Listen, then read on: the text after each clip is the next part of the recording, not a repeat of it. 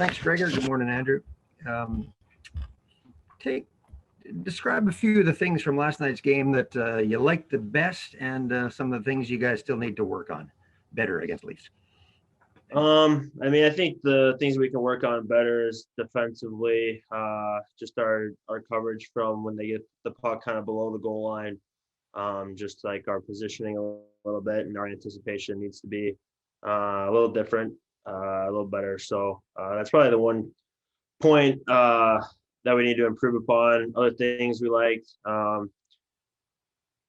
power play, obviously getting a goal. I thought offensively, like we moved around pretty good. We got on their D pretty good. Our forecheck was good. We were a little quicker than we had been maybe the last couple games. So, I think there was a lot to be happy with. I think it's just continuing on, kind of getting everything clicking together at the same time to kind of get ourselves on a little bit of a run here. I think we've played some good hockey. Our record shows we played good hockey, but I still think that we have levels that we can improve upon.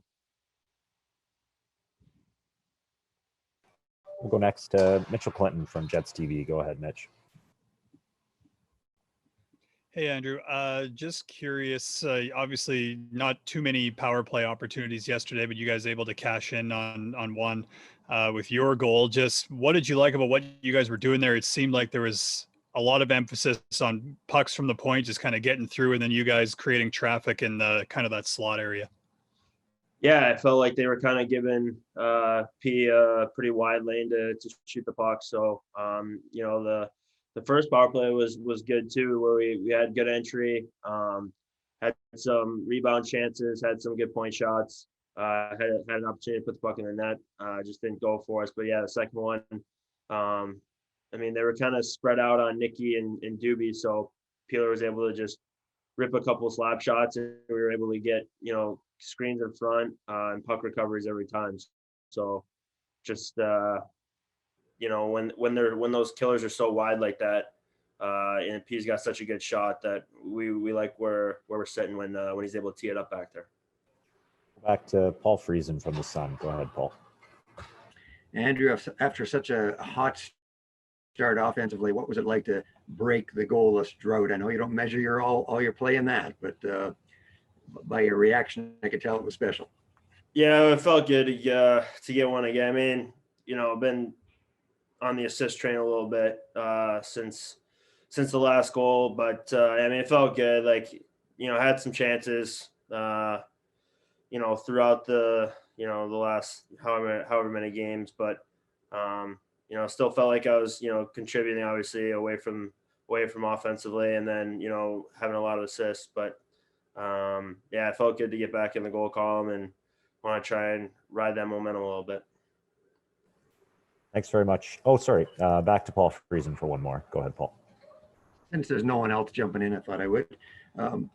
For a guy like you, I know for a pure goal scorer, quote unquote, they start squeezing the stick. For a guy with your role, does that happen a bit too, or no? Yeah, it does. I think when when I expect a lot of myself, I think, you start to grip it, whether, you're still on the power play, you're still on, a third line that has the capability of producing. So, I was a little frustrated. I thought, I was getting a little ornery around the room, maybe a little bit, but felt good to get one. And like I said, just try and keep the momentum going. And we'll go next to Mike McIntyre from the Free Press. Go ahead, Mike.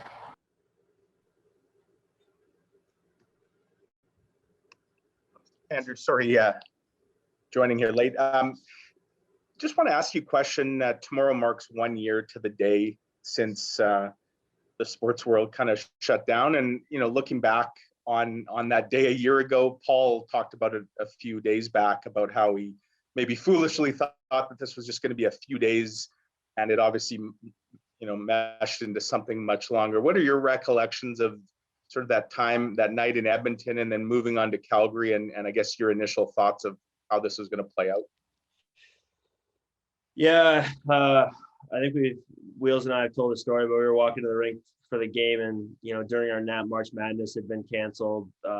Conference tournaments in basketball had been canceled, and we kind of were thinking, we're going to come out of this game and the whole world is going to have changed. And we were pretty spot on. So, yeah, I think I at the time, I guess I didn't think it was going to be a couple-week thing. Like, that just didn't make sense given what we knew about it at that point, or thought we knew about it at that point. So I just remember as soon as knowing everything was shut down, I was just trying to get back to like the States, back to my family, basically, just so we could, you knew that there was a possibility of the border shutting down and everything like that. And you knew if the border was shutting down, then hockey was for sure shutting down for a good portion of time. So basically it was as soon as that was, in my eyes, it looked like it wasn't going to be a 1 or 2 week thing. It was going to be a little bit longer term. Then it was all about just trying to find a way to get home or to get to see my family, because that's obviously, who you want to be around in crazy times like that. And final question to Paul Friesen from the Sun. Go ahead, Paul. Thanks. Just wondering, back to hockey, the game tomorrow, wondering what you expect them to do to adjust, or do you think they're pretty happy with their game other than the result? I'm sure we'll see a little bit of adjustment. I think they've lost 3 in a row now. So anytime you're leading your division, you lose 3 in a row, I think you'll see a little bit of an adjustment. But I don't think it'll be anything too crazy. I'm sure that they're somewhat happy with the game, didn't get the result that they wanted, but they got a lot of belief in their room, I would assume, just kind of the way a lot of the top teams do. So I don't think we'll see any groundbreaking adjustments, but we expect them to be better, and we expect us to be better too.